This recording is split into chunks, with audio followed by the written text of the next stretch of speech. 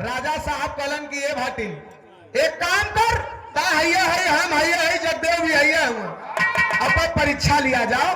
कहे का करी, कहे जा भाटिन से राजा कलन की जा जगदेव दानी से दान मांग के लेके आवा। सुना जवन दान मांग के लिए ठीक होकर दूना तो होके हम दान देव। भाटिन कलश का कुल लफड़ा पालत हुआ, कहे नहीं अब पलही के पड़ी हमने, तू जो मांग के लेके आओ।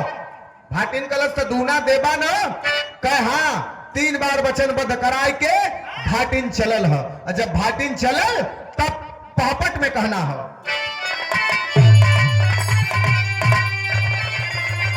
ऐसा बढ़ाला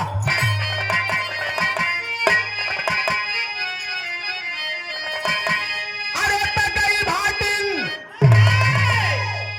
तैसे लेला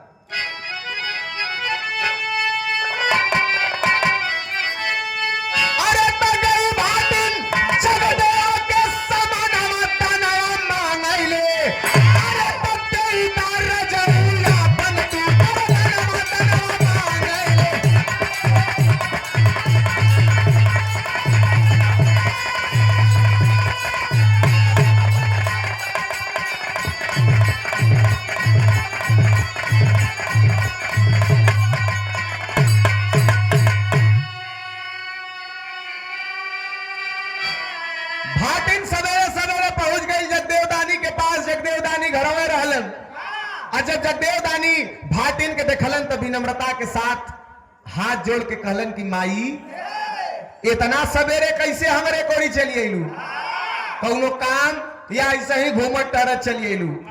भाटिन कलश के घूमत टहरत ना ले कुछ काम है हो, कहे का कहे हम दान चाहत हो, कहे माई दान का दे ही, कहे कि बेटा इज्जत दाव पे लगल हो, राजा साहब के हम इज्जत दाव पे लगल हो, हमके दान में तोहार मूड़ी चाहत है, यह सर गर्दन काट के अपन मूड़ी हमके दे दा।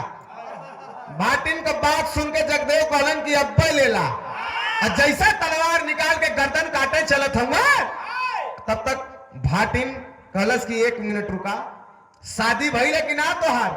कलम आई भइल है। कहला जब भइल है तो इस शरीर का मालिक तू अकेले ना हुआ, तोहार अर्धांगिनी तोरे आधा अंग का मालकिन है, तोहार पत्नी पहले वहू से पूछला, अगर ओकर राजीनामा ना रही हो ओके एतराज रही तो तोहार दान व्यर्थ हो जाई। जा मेहरारू से पूछ के आवा पहले। जगदेव दानी पहुंचलन, दौड़ल अपने पत्नी से सारी बात कहलन, देखा मेहरारू हो तो ऐसन का कहलस, अरे तपोली गोरी साजन मेरे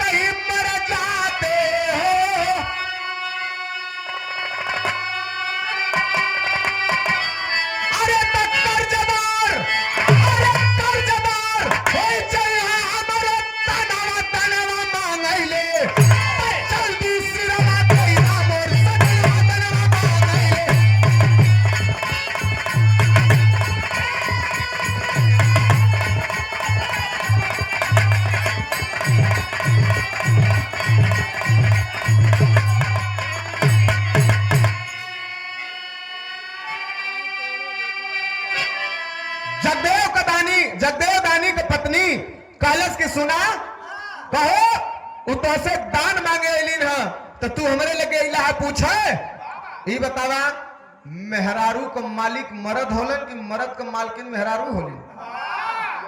मर्द हमेशा ऊपर रहलन, तू हमके बियाह के लियाल हुआ, हमार मालिक हुआ, पति परमेश्वर हुआ, तोहरे आदेश का पालन हम करब, न कि तोहरे आदेश हमरे आदेश का पालन तू करबा। जगदेव कहले कि हम आदेश कर ना लेवे आल है, तोहार इच्छा जानल चाहत है, कहे कि नहीं जौने तोहार जौने में तू खुशी है, जौने में तोहार खुशी वही में हमारो खुशी है, जा जल्दी, अगर सिर मांगत है तो सिर दे दा, यही बहाने तोहार बनत है। राजा साहब इज्जत राजा साहब के दरबार में इज्जत दाव पे है। जगदेव दानी अलन तुरंत गर्दन काट के कलन की माई अब्बे तू दान लेला, गर्दन काट के दे दिलन भाटिन की। तब भयल का आल्हा में कहना है,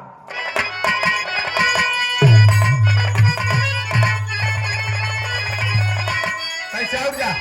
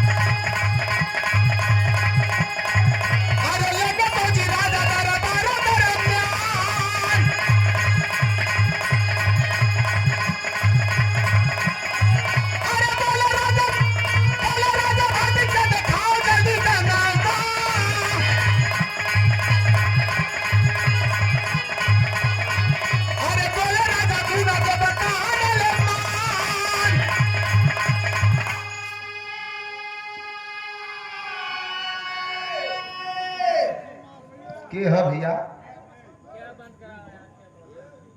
या तो चंद्र सपना देखले रहलन कि हम सपना में अपन सारा राजपाट दान में दे दिली, और राजा हरिश्चंद्र सपना देखते देखलन और सवेरे पूरा अपन राज दान में दे दिलन अपने पत्नी सव्या और राजा हरिश्चंद्र और पुत्र रोहित को लेकर के राज्य से निकल गए।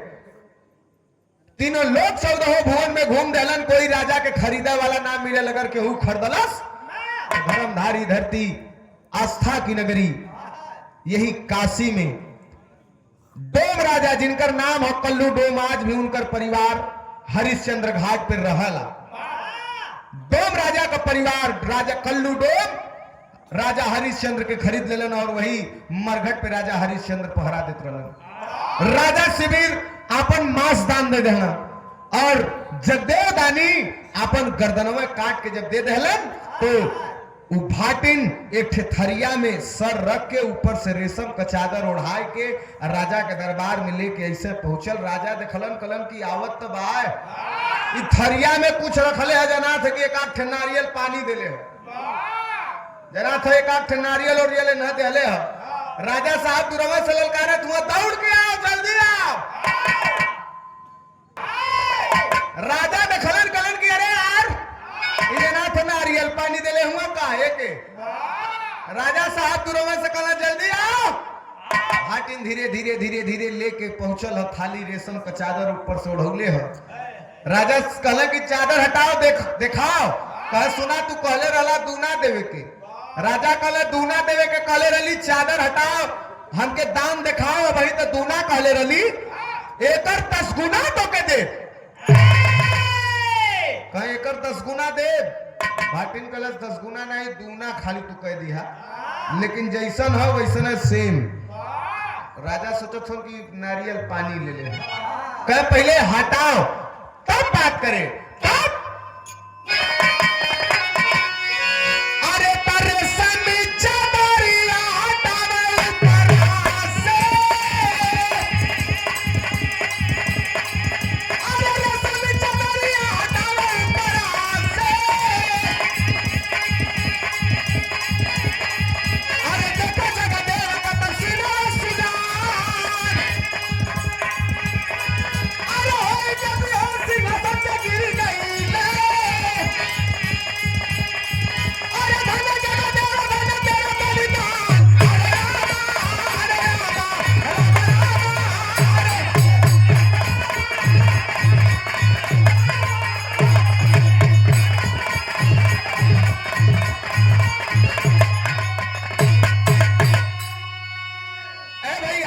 राजा के कहले पे कलश धुना देबा ना कला हाँ दे 3 वचन बद करौलस और ओकरे बाद रेशम का जब चादर थरिया पर से हटौलस राजा देखल मुहवा बवाए गई लखिया फाट गई हाँ अरे ई का हरे वो कुछ और नहीं जगदेव दानी का सिर जब देखलन बस गस्तिया के सिंहासन पर से 4 कलैया खा के आ गए नीचे तनी मनी होशो आवत वही में गोता जाए के रे बाप इतना बड़ा दानी अपन गर्दनवा दान में दे दल हम तो अहंकार में चूर रहली समझ में आ गया और पूरे खानदान का गर्दन काट के दे दे तबो 10 गुना न हुई बड़ा बहसत रही है।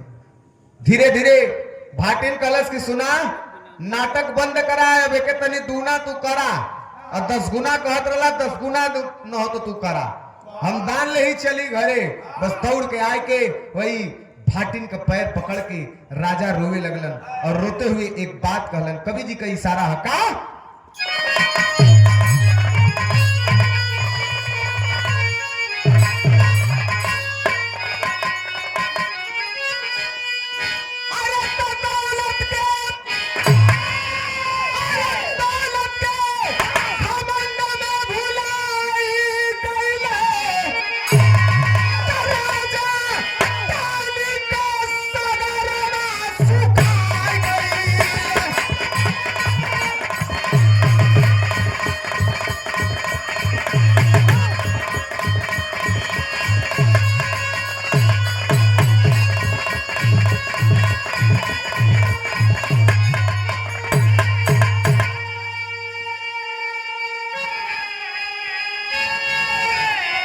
दौलत के घमंड में भुला गई राजा दानी के सगरवा सुखाए गई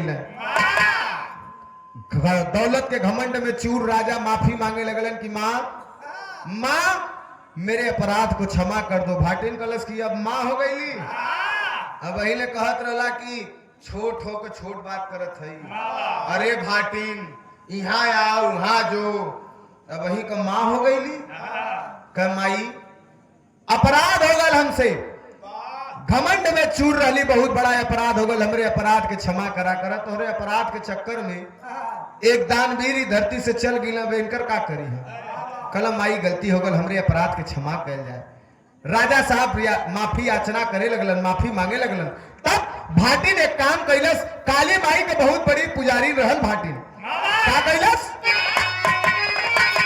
अरे जगत बसीरा लेके चला बाबा दुनिया अरे काली जी से मांगा जगत जीवनिया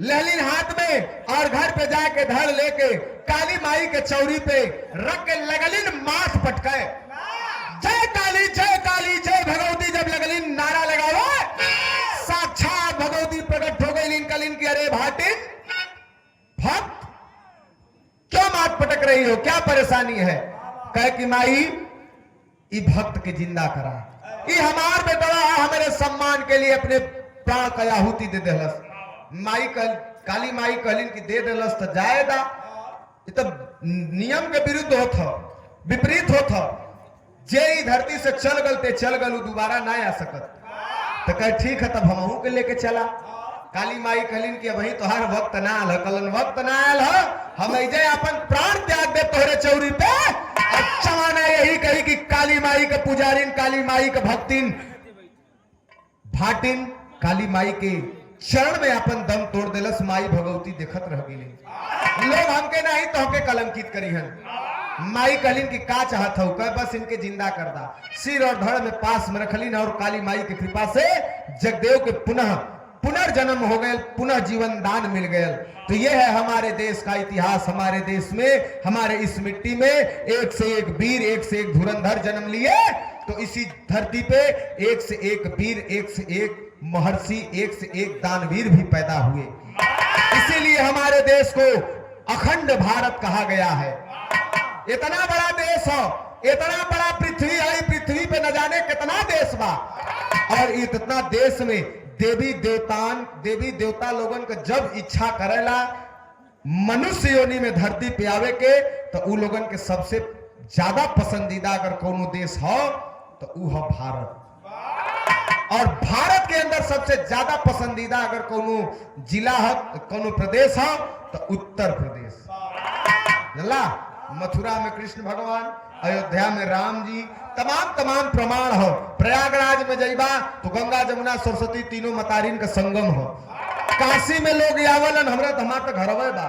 मणिकर्णिका घाट पे लाइन लगा के 1-2 साल कदमी बुक करके रहत हूँ वही जा, किराया पे रूम लेके कि हमार प्राण काशी में निकली तो तौर जा। जल्ला बाढ़ आवेले तो लाइन लग जाला, टोकन मिलेला, पारी पारा सबकर लाश जरेले। ये है हमारे देश का इतिहास और ये हमारा देश आस्थावान देश है। आइए